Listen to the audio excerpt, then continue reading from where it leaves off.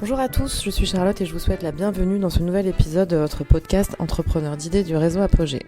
Comme chaque mois, je pars dans la rencontre d'un projet remarquable et inspirant. Pour ce podcast, je me trouve à Nantes pour vous faire partager le projet Passerelle pour l'emploi de l'association Adapeia. Le service Passerelle pour l'emploi accompagne vers et dans l'emploi en milieu ordinaire des personnes en situation de handicap. Il vise l'accès ou le retour à l'emploi pérenne en entreprise. Passerelle pour l'emploi intervient sur l'ensemble du département de Loire-Atlantique. Je vous propose des témoignages d'Yvan Citeau, chef de service de Passerelle pour l'emploi, Marc Perraudot, responsable d'unité de production au sein d'IDEA Entreprise, Marie Terrien, chef de service ESAT de transition ESAT Hors-les-Murs, Julie Bulleux, responsable d'exploitation, et Clément Rémy, technicien de production au sein de l'entreprise. Très bonne écoute. Alors moi je suis Marie Terrien, je suis chef de service de l'ESAT de transition et de l'ESAT Hors-les-Murs. Je travaille à Passerelle pour l'emploi depuis 2 ans et j'ai été recrutée justement pour mettre en place l'ESAT de transition. À l'ESAT de transition, on avait alors un premier support, qui est un support de la boutique solidaire et anti-gaspi à Beaulieu. Et il s'agissait au cours de l'année de développer un nouveau support en milieu ordinaire de travail, donc auprès de notamment d'une entreprise. Donc on a prospecté pendant près d'un an pour trouver l'entreprise qui nous convenait. Et puis on s'est rapproché de IDEA avec qui on travaillait déjà sur des opérations ponctuelles, type la vente de brioches qui a lieu une fois par an et qu'on savait sensible à la démarche d'inclusion. Voilà.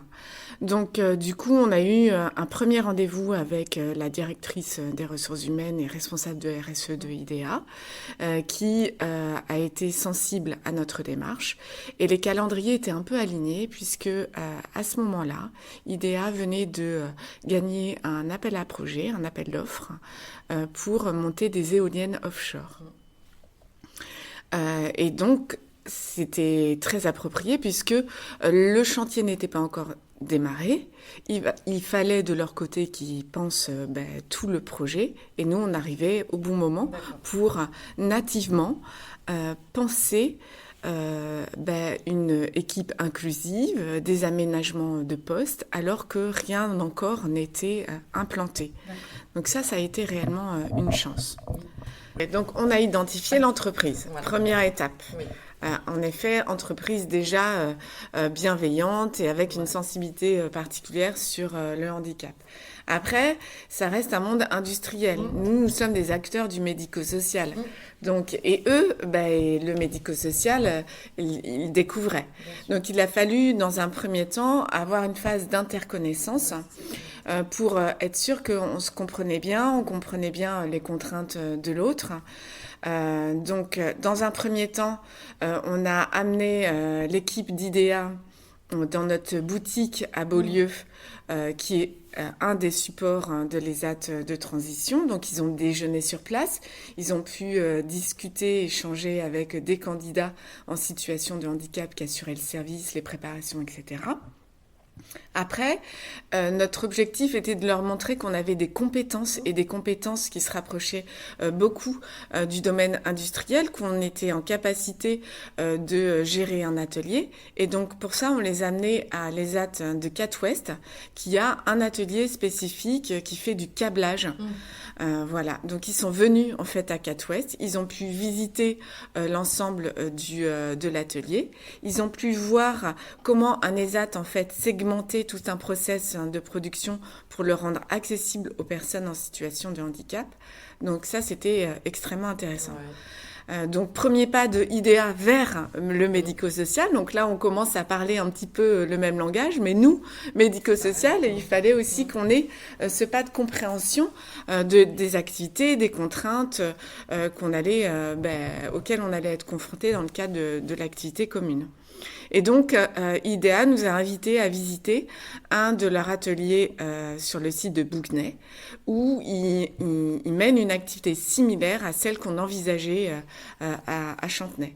Et donc là, on a pu visiter cet atelier, voir les exigences de rendement, on a pu parler chiffres, rythme, cadence, encadrement, sécurité, et voilà, et s'approprier des termes comme du picking, des éléments de langage. Donc petit à petit, on s'est rapprochés et on a créé réellement une connaissance réciproque. Et ça, pour moi, c'était vraiment une phase aussi indispensable. Hein. Sinon, on allait être en décalage après. Donc voilà, nouvelle phase. Puis après, il s'est passé des longs mois puisque forcément, le rythme d'implantation de l'atelier pour IDEA n'était pas aussi notre même rythme. Donc, on restait en relation plus ou moins distante et puis avec des phases de réunion vraiment projet où on a pu parler calibrage de l'atelier. Sur la base des projections d'activités que IDEA avait. Donc là, on a commencé à serrer un peu la composition de l'équipe. Et puis, on a eu une première vision qui a été revisitée par la suite par le responsable d'unité de production, mais une première réflexion sur l'aménagement et la mise en accessibilité de l'atelier. Donc tout ça alors que l'atelier n'était pas implanté. C'était ça qui était super. Tout a été pensé en amont. Et donc cette idée de notamment Peak to Light a été évoquée par IDEA. Et là encore, nous on a été bluffés par la volonté d'IDEA. C'est eux qui ont proposé. Oui, en comprenant en fait, en voyant nos équipes à Cat-Ouest, en côtoyant aussi via les différentes rencontres nos publics, en comprenant la nécessité de mise en accessibilité, c'est IDEA qui a évoqué ce système de Peak to Light, qui est un investissement pour eux, mais qu'ils étaient prêts à faire. Donc une réelle volonté de leur part de mettre en place ce projet conjoint, quoi. Oui, clairement. Et vous l'avez construit ensemble. Ouais. Donc ça a été une deuxième phase d'interconnaissance, une troisième phase de conception de l'atelier, et puis la date de démarrage de l'atelier avançant, on a commencé à anticiper justement le démarrage par des éléments concrets de recrutement de l'équipe de personnes en situation de handicap, pour certains qui étaient déjà en ESAT et pour d'autres qui n'étaient pas en ESAT, donc du coup il fallait penser une équipe et complémentarité d'équipe et interconnaissance avant même le démarrage. Donc au niveau de l'équipe passerelle, on a mis en place des ateliers de remobilisation sur différentes thématiques. Qu'est-ce qu'une entreprise ? On a présenté IDEA, on a présenté le futur atelier, on a mis en situation les candidats sur du picking pour tester la dextérité, etc. Et on a essayé de créer ces moments d'équipe avant même le démarrage de l'activité. Ça, c'est un premier élément côté recrutement des personnes en situation de handicap. Et puis, il nous fallait trouver un moniteur d'atelier, nous, ce qu'on appelle un responsable d'unité de production, avec le double enjeu d'avoir une personne qui a et des compétences médico-social et qui sera en mesure d'accompagner des personnes en situation de handicap avec leurs particularités et la nécessité d'avoir quelqu'un qui est percutant sur le volet industriel parce que on était très conscient que c'était cette proximité avec IDEA qui allait permettre aussi de faire fonctionner cet atelier. Et donc les éléments de langage qu'on avait pu aborder avant, la compréhension fine de l'activité, la faculté, la force de proposition que pouvait avoir cette personne était vraiment importante. Donc autant dire qu'on a cherché le mouton à cinq pattes. Voilà, mais on l'a trouvé, donc ça c'est chouette. On a trouvé Marc Perrodeau, et là on a eu un peu la même démarche que pour les candidats. On a demandé à Marc de passer une semaine en immersion dans un ESAT classique. Ok, donc il a passé donc quelques jours au sein de l'ESAT CatWest, où il a pu voir ce qu'IDEA avait constaté, la mise en accessibilité d'ateliers de production, la segmentation des tâches, comment la posture d'un moniteur d'atelier, etc. Et puis avant tout ça, le démarrage pareil de l'activité, il a passé une semaine avec IDEA. Pour avoir la même démarche de l'autre côté, être formé aux mesures de sécurité d'IDEA, comprendre l'activité, voir l'aménagement que nous, en amont, on avait pensé de l'atelier et repenser des éléments concrets. Voilà, toute cette démarche projet. Et c'est même pas fini. C'est-à-dire qu'avant même, donc là, on est dans une 5e étape. Ouais. Et l'autre étape avant même le démarrage, c'était de s'assurer de l'adhésion du collectif de travail. Oui. Parce que, ok, on a eu des managers à IDEA qui nous ont soutenus, qui ont été force de proposition, qui ont été là vraiment super. Après, les personnels de terrain, il fallait aussi les convaincre et les sensibiliser à la problématique du handicap. Et donc, on a organisé 2 sensibilisations de 2 types. Une première auprès des agents logistiques de terrain. Donc voilà. Et une deuxième en direction des managers, parce qu'il faut aussi pouvoir piloter. Donc une autre dimension. Donc voilà. Et là, après... Et cette sensibilisation, elle s'est faite de quelle façon, en fait, très concrètement ? Alors, très concrètement, et c'est une excellente question, IDEA nous avait donné un cahier des charges. Parce que là, pareil, on est dans le milieu industriel. Donc, je me souviens très bien de Albéric qui me dit, oui, sensibilisation, ok, mais on n'a pas une demi-journée. Ouais. Donc, il nous faut un format de 3 quarts d'heure et format debout. Alors, c'est pas forcément le format qu'on a habituellement. On s'est adapté, c'est aussi ça notre force. Et donc, du coup, on a fait un format debout et beaucoup sur la base de mise en situation, de petits quiz. Et on les a mis en sous-groupes pour analyser des situations concrètes de travail avec des personnes en situation de handicap. Et on a axé beaucoup la sensibilisation autour du préjugé et des éléments concrets. Comment je vais communiquer avec mon collègue qui est en situation de handicap. Donc voilà, donc on a fait des petites mises en situation où ils étaient à travailler à 2 sur des situations extrêmement concrètes et des situations qu'ils pouvaient rencontrer en fait au quotidien avec leurs collègues. D'accord. Oui, voilà, c'est super intéressant. Ouais. Et j'imagine que là, il y a eu cette efficacité. Est-ce qu'il y a eu déjà un premier échange avec les personnes en situation de handicap et les travailleurs ordinaires avec les salariés d'IDEA pour pouvoir échanger, parler de façon assez limpide sur les problématiques qu'ils avaient peur de rencontrer ou sur les préjugés, ou ça s'est fait... Alors, plus au fil de l'eau, ça c'est peut-être Marc qui peut le... Plus spontanément, pas de manière institutionnalisée. Oui, je ne sais pas si c'est vraiment... Ouais, c'est compliqué de parler de son handicap. On n'a pas forcément envie de tout divulguer. Et c'est ce que Clément vient de me dire, en fait. Ouais. Il m'a dit, en fait, je sais pas, j'ai toujours... ce qu'il a précisé, c'est qu'il avait toujours l'impression qu'il fallait qu'il justifie ou qu'il parle de son handicap, alors que... il n'a pas particulièrement envie de... Exactement. Voilà, on ne se présente pas comme ça, en fait. Et la démarche, c'est celle-là. Là, on est en milieu ordinaire de travail. Oui. Donc, en fait, je ne viens pas avec mon étiquette, et ce que j'attends, ce n'est pas de la stigmatisation. Ouais, voilà. D'accord. Donc, il y a eu des échanges, mais plus en proximité avec Marc. En fait, c'était la question de la rencontre. C'est-à-dire que quand on a commencé, il n'y avait pas d'exigence de production. C'est-à-dire qu'on a eu, en gros, on s'était donné une petite semaine pour que les gars deviennent, pour qu'en équipe, on puisse produire au regard des attentes d'IDEA. Il s'est avéré que ça a été plus rapide que prévu. Mais donc, à ce niveau-là, il n'y avait pas d'exigence de production, mais juste d'appréhender le pick to light, le système. Moi, j'avais préparé en amont des supports pour les accompagner.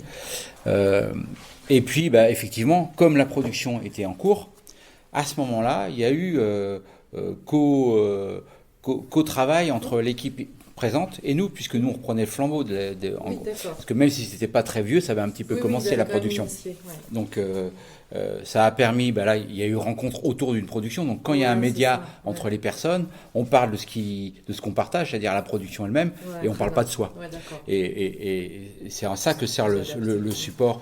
C'est un des intérêts de traiter de la question d'un atelier mixte, dans un premier temps, et même plus globalement au sens large du terme, de partager un petit travail commun.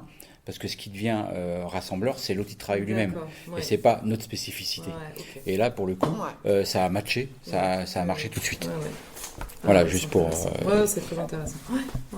D'accord. Et juste pour une histoire de timing, il s'est passé combien de temps entre justement l'idée de départ et là, la mise en place vraiment de l'atelier? On est sur... 1 an. 1 an, ah oui, ouais. 1 an. Oui, c'est court, 1 an. Oui, ça peut peut-être pas. Pour vous, mais je m'attendais à. Oui, bien sûr. Mais je m'attendais un petit peu plus.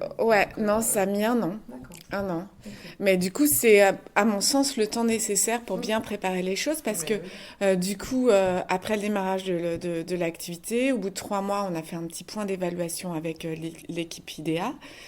Pour voir éventuellement s'il fallait réajuster certains éléments et aussi évaluer nos performances. Parce que là, ce qui nous intéressait aussi, c'est de démontrer en fait que les personnes qu'on accompagne ont des compétences et voilà, et sont capables de répondre à des objectifs de résultats du monde ordinaire de travail. C'est ça qu'on veut démontrer à travers ce support-là. Et donc, pour nous, c'était intéressant d'avoir le retour d'IDEA. Et donc, on a fait une évaluation à M+3, donc de démarrage. Et là, on a eu des louanges. Donc, un taux d'erreur qui est très bas, une fiabilité de l'équipe qui est au rendez-vous alors que il peut y avoir des turnovers. C'est ce qu'on disait tout à l'heure. Voilà. Un calendrier qui est tenu. Donc c'est intéressant. Nous, c'est ce regard qu'on attendait aussi et qu'on va pouvoir nous aussi démontrer à d'autres partenaires. Notre idée là, et c'est là où IDEA joue le jeu, c'est de faire à deux, le monde ordinaire et nous, la démonstration que ça marche, qu'on a des résultats économiques, et après d'aller voir d'autres partenaires en disant on y va. Voilà, ça fonctionne.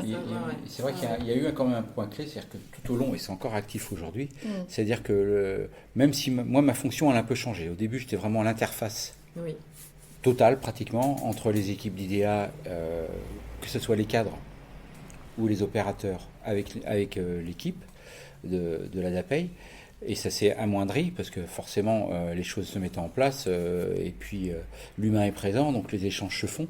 Mais il faut rester vigilant parce qu'il y a certes une question d'acculturation qui est toujours en cours me concernant parce que sur une certaine forme de... il y a des petites subtilités des fois sur leurs échanges que je ne capte pas toujours, mais qui n'ont pas d'incidence sur ma production.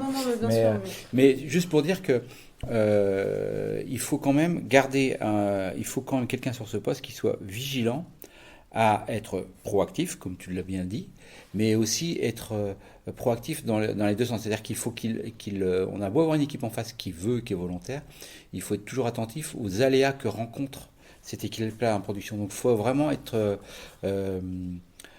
en écoute. En permanence. Parce que je pense que si on joue pas ce jeu-là et qu'on devient vite autonome et qu'on la joue en freelance, ça marchera pas. Donc il y a des petites clés comme ça, des petites subtilités qu'il faut au quotidien extraire pour en faire un code de conduite en fait. Parce que sinon on peut rencontrer des écueils. On en rencontre un petit peu.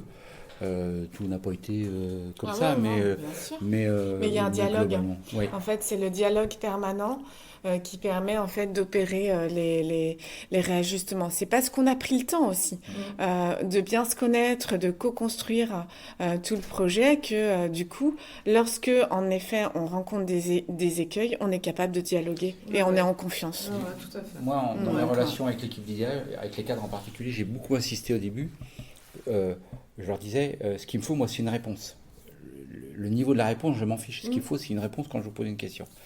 Parce j'avais l'impression comme ils étaient très volontaires, quand je posais une question, j'avais eu le sentiment à un moment donné qu'ils allaient forcément dire oui. Ouais. Même si ça les entravait un petit peu, comme s'ils n'avaient pas de charge de travail par ailleurs, comme s'ils n'étaient pas sous pression. Ça. Et je leur disais, moi, la question, c'est il faut que j'ai une réponse. Ouais. Quand et comment, c'est une autre question, mais juste que j'ai une réponse. Et ça faut aussi un petit peu les soulager à ce niveau-là, parce que c'est pas un surinvestissement qu'ils doivent donner. De leur côté, il faut qu'ils donnent un investissement similaire qu'avec leurs équipes. Il faut que ça reste à ce niveau-là. Parce qu'on pourrait tomber dans le travers, ah oui, c'est notre petite équipe de travail. Mais non, la visée, c'est qu'ils incluent le milieu ordinaire. Donc en fait, pour le dire autrement, je pense qu'il faut que les équipes qui nous accueillent et que nous soyons, nous aussi, dans la bientraitance et pas dans la bienveillance. Ok, d'accord. Si ça peut être clair. Oui. Et du coup, c'est aussi là le travail de communication et d'interrelation qui va faire que ça puisse se faire. Toujours le rappeler et toujours. Faut l'entretenir. Faut l'entretenir, c'est ça. Ouais. Faut pas partir sur quelque chose, ça y est, ça roule tout à qui. Non, faut pas. C'est un peu le risque parce que là, d'après ce que je comprends, ça fonctionne bien, ça marche très bien. Et ce serait effectivement le risque de s'endormir un peu. On réajuste, on se voit régulièrement avec l'ensemble de l'équipe d'IDEA à tous les niveaux. La présence en proximité de Marc fait qu'il y a un dialogue journalier en fait avec IDEA. C'est ce que j'ai compris. Voilà. Ça c'est une force. C'est étonnant parce que même dans ces entreprises, il y a dans plein dans le monde du travail, il y a beaucoup de gens qui se parlent pas forcément, pas au quotidien. Je veux dire des réunions comme ça. C'est quand même une vraie valeur ajoutée d'IDEA. Ils fonctionnent comme ça, avec ou sans nous, ils fonctionnent comme ça. Ils sont, moi de ma place, j'aurais pu ne pas être aux réunions cadres. Somme toute. J'ai arrêté. Mais ils me considèrent comme un chef d'équipe, en fait, comme les autres collègues qui sont là. Et aujourd'hui, on forme une équipe, nous. C'est ça. Vous sentez bien que vous faites partie de l'ensemble et qu'il n'y a pas votre équipe d'un côté, l'équipe... je suis toujours attentif. Par exemple, si je m'absente, que je les laisse travailler en autonomie, parce qu'ils sont capables de travailler en autonomie maintenant, je les préviens toujours. Quand je veux faire quelque chose... par exemple, je veux dire quelque chose. Je sais qu'il n'y a pas de production sur une demi-journée et que je ne vais pas pouvoir conserver mes salariés, les collègues, 4 heures dans un atelier où il fait 3 degrés et qu'on va se regarder en blanc de l'œil. Ce n'est pas possible. Même si je sais que je vais les libérer, je vais toujours en discuter avec la responsable de production et lui demander son autorisation. Alors qu'elle n'est pas moins de plus 1, des choses comme ça. Mais on tombe dans le ça va de soi. On va se prendre le mur à un moment donné, quoi. Si je peux, ça peut. Oui. Alors, ce qui est intéressant, c'est que quelque part cette expérimentation, elle nous a éclairés et elle a eu des effets là où on les attendait pas. Donc, nous, on a découvert des pratiques de réunions d'IDEA qui sont, comment on les appelle, Marc, déjà Alors, il y a les SQCDP ou les SQA. Voilà, bref, qui sont des moments de réunion très rapides, de démarrage d'équipe. Nous, dans le médico-social, la réunionnite est un syndrome souvent rencontré. Et c'est un moment où les équipes avec lesquelles je travaille, on se questionnait sur avoir des moments de réunion plus efficaces et sur des sujets bien centrés. Et donc, du coup, avec l'autorisation d'Albéric, j'ai assisté à une de leurs réunions, je me suis inspirée de leurs pratiques et on a mis en place, et ça marche, et c'est toujours à l'œuvre, ce qu'on appelle une réunion flash tous les lundis matins. Et en fait, ça, c'est une pratique que nous, on a pris de IDEA. De même, je me souviens très bien du bilan à M+3 d'Albéric nous disant ce management de proximité de marque, c'est pas forcément une pratique qu'on a, nous, dans le milieu industriel. Le faire avec est très inspirant. La pratique de marque est très inspirante. Je vais voir comment je vais transcrire ça dans mes pratiques.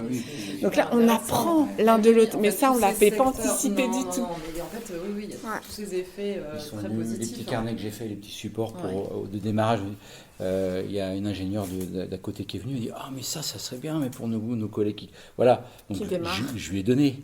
En plus, je considère que ça leur appartient autant que ça nous appartient à nous, même si je l'ai produit dans le cadre de la DAPEI, on le fait dans le cadre parce qu'on est là avec IDEA, la météo des humeurs.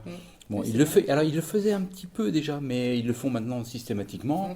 Voilà, inversement, il y a une collègue qui est venue nous demander les planches des émoticônes que j'utilise. Enfin, donc il y a une vraie, il y a un brassage comme ça, on dirait interculturel, qui est très positif. Ça marche très bien. Oui, puis ça montre que voilà, on est sur des secteurs qui ont besoin d'échanger, de se parler, qui ont des tas de choses à s'apprendre mutuellement, quoi. Donc non, c'est super intéressant. Et puis, est-ce que c'est sorti un petit peu est-ce que vous avez un peu mutualisé un petit peu toutes ces pratiques, ce projet en dehors alors peut-être dans la région ou peut-être en dehors de la DAPEI 44, ou est-ce que ça va plus loin encore parce que c'est Alors ça va être la première phase. La prochaine phase, là mine de rien, on n'est que à un an. C'est mage, c'est notre objectif stratégique, c'est d'essaimer cette expérience. Alors, on a en perspective d'abord un essaimage en interne à IDEA avec une diversification des activités de l'atelier, puisque là on est sur du picking, donc pourquoi pas appréhender d'autres activités sur le même site.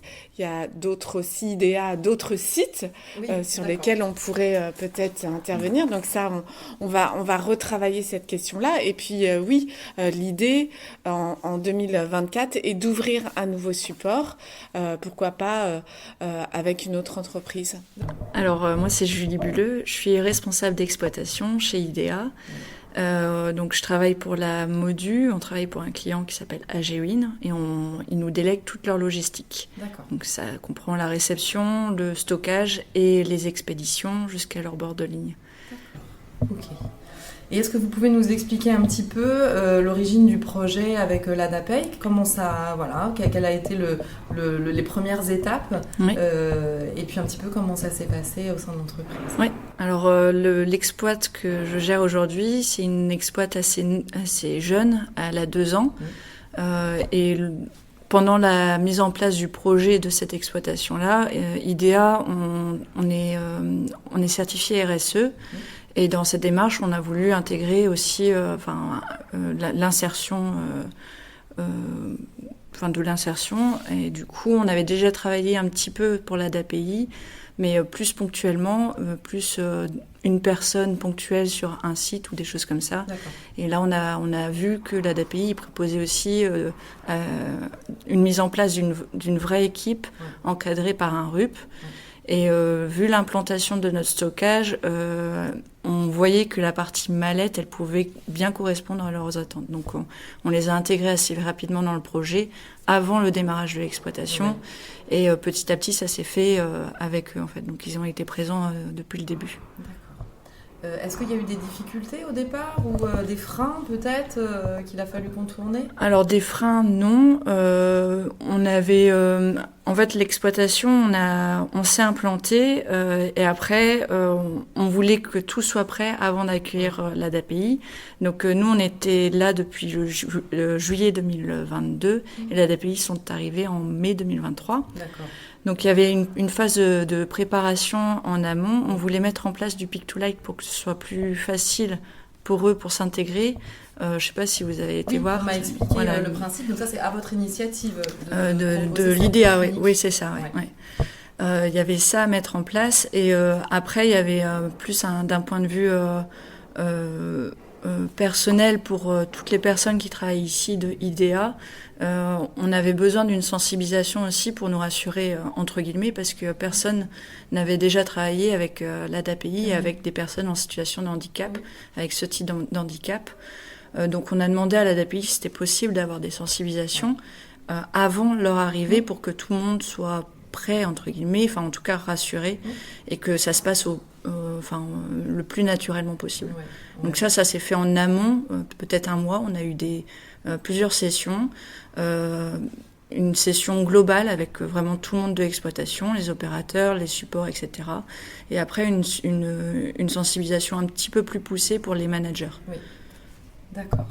Et donc, à travers, justement, moi je trouve que ce qu'on aime bien mettre en avant sur ce podcast, c'est un peu les clés de succès des projets. Qu'est-ce qui fait que ça fonctionne et notamment là, le fait que vous ayez quand même anticipé, donc près d'1 an, presque 1 an avant pour préparer un petit peu cette nouvelle activité. Voilà, il y a eu plusieurs visites en amont, donc ça c'était top. Et pour nous, pour connaître les futurs interlocuteurs, et pour eux, pour voir leur environnement et s'y préparer.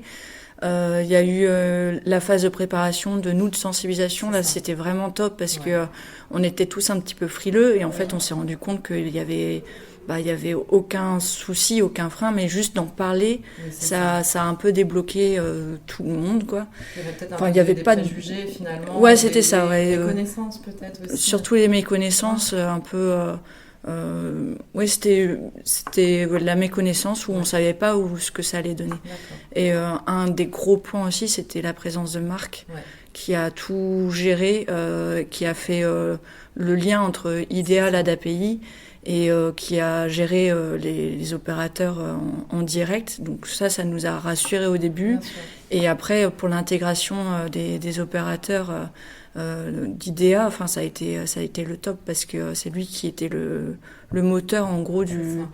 Je pense que c'est le succès. Il revient à Marc. D'accord. Et donc, 1 an après, c'est ça, on est à peu près 1 an plus tard. Est-ce que vous pouvez faire un petit bilan de ce qui s'est passé durant cette année ? Nous, on est tous ravis. Et aujourd'hui, on voit...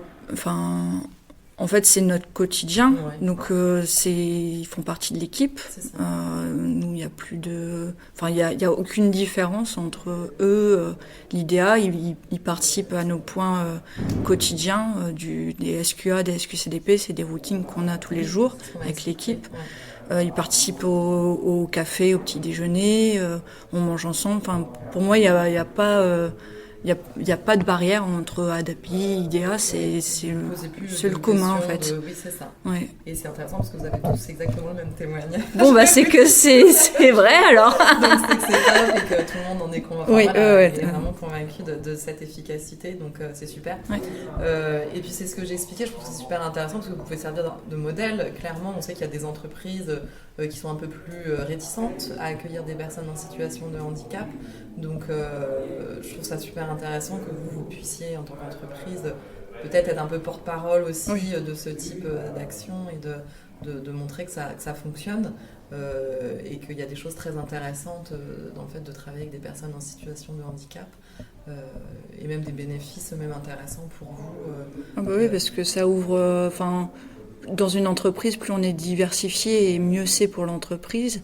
Et là, le fait d'avoir bien préparé en amont, le fait d'avoir un RUP aussi sur place, pour moi, il n'y avait aucune difficulté. Ça s'est fait très naturellement. Et c'est là où on voit que c'est très simple à faire, en fait. Avec de la préparation, il y a une bonne communication, il n'y a aucun frein à avoir sur ça. Ouais. Peut-être c'est plus une histoire de préjugés finalement. Je pense qu'il y a ça, et aussi peut-être l'activité. Nous, notre activité, elle s'y porte parfaitement. C'est peut-être aussi un heureux hasard, entre guillemets, mais même dans notre activité, on a bien ciblé une partie de l'activité qui s'y prêtait. Tout dans notre activité ne pourrait pas être amené à avoir un développement, mais en y réfléchissant petit à petit, on trouve de plus en plus d'activités. Là, on a proposé une partie ménage aussi, une autre prestation ménage. Il y a une autre prestation qu'on vient de leur proposer où c'est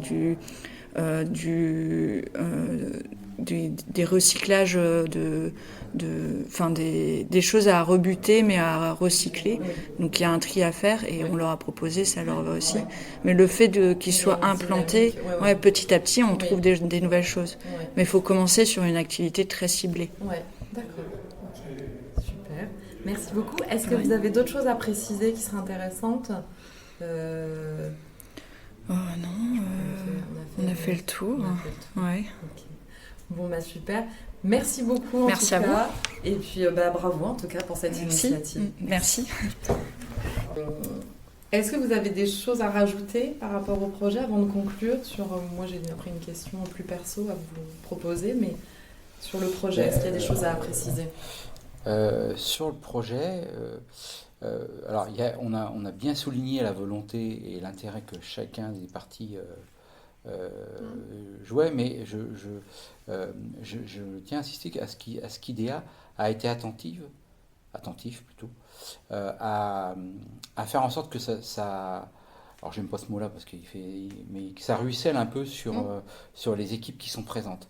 C'est-à-dire qu'ils ont été attentifs parce qu'on a beau avoir fait de la sensibilisation de niveaux différents, on sent qu'il y a eu quelque chose qui s'est passé aussi entre les cadres vers les opérateurs et inversement. Et ça c'est important parce que c'est-à-dire que si ça avait été scindé, je pense qu'il y aurait eu... Alors j'aurais pu moi m'épuiser à boucher les trous. Oui. Voilà. Et en fait je pense que la préparation en amont sur les clés de la réussite, qui a été passée par la sensibilisation, mais aussi par la reconnaissance, a fait la différence. Vraiment, je pense que voilà. Mais après, sur le projet lui-même, je pense qu'on a fait le tour. On avait précisé l'objectif de l'ESAT de transition, le fait que c'était pas un ESAT classique, ça, vous l'avez en tête? Oui, moi je pense que ça a été précisé. Ok, ça c'est important. Oui. Ah, ok. Sinon c'est déjà pas mal. Ouais, c'est bien. Non, j'ai beaucoup de matière. Et juste pour conclure, moi ce que je demande souvent aux personnes que je rencontre, c'est quelles sont vos inspirations. Alors ça peut être des inspirations, ça peut être, j'en sais rien, moi une référence bibliographique, une philosophie, quelque chose, ou tout simplement, en fait la question c'est qu'est-ce qui vous fait lever le matin? Finalement, quelle est votre motivation pour venir travailler et faire ce que vous faites là actuellement? Alors des fois ça demande un peu de réflexion avant. Ouais, moi spontanément il y a plusieurs choses qui me viennent à l'esprit. Moi j'ai eu un parcours un peu sommé d'embauche et je voulais être dans le faire. Et voilà, je ne voulais plus être forcément sur des postes à responsabilité. Et depuis tout le temps que je travaillais dans le médico-social, moi je disais toujours on est là, je m'occupais d'enfants à l'époque, on est là parce qu'il y a des enfants et pas l'inverse. Et voilà, ça c'est ma philosophie globale. Donc je suis là parce qu'il y a des candidats, des collègues de boulot et pas l'inverse. Donc ça remet en perspective et ça rend modeste. Donc ça c'est important. Et puis la deuxième chose c'est que je me lève le matin, j'ai envie de venir travailler et la question d'être dans un espace où je suis aussi comme eux en sécurité et qu'on participe à quelque chose qui emmène les gens plus loin, voilà, ça me nourrit ça.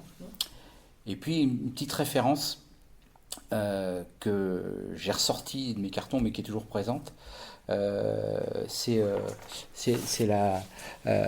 je sais plus, c'est tout ce qui est l'autodétermination, mais la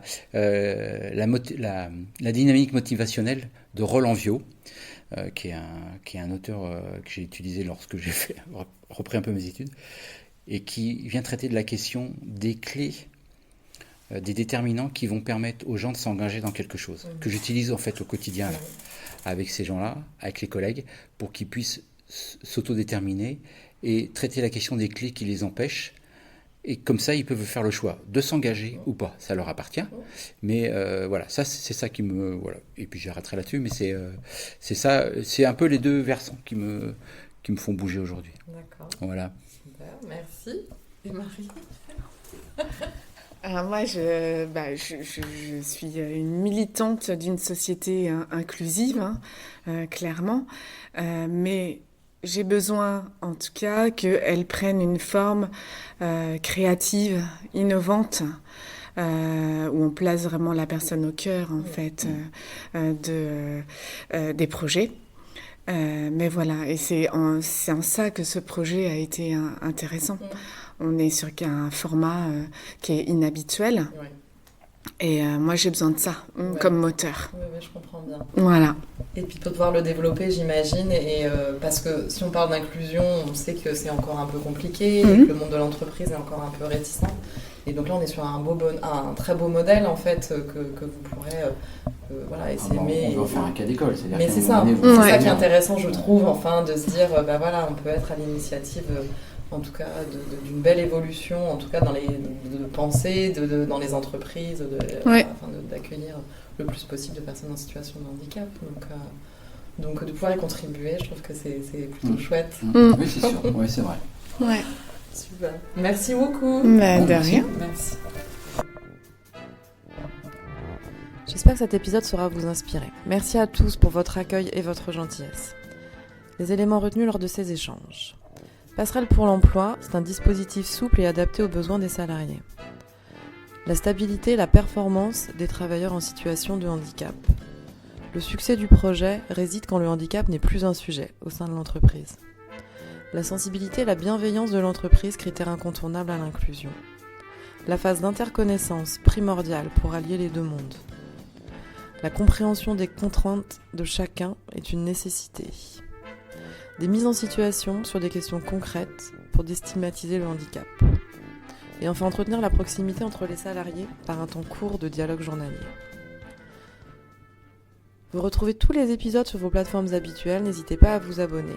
Besoin de valoriser votre projet par un podcast, vous pouvez me contacter par mail à charlotte.nivelet@apogée-6ess.org. À très bientôt.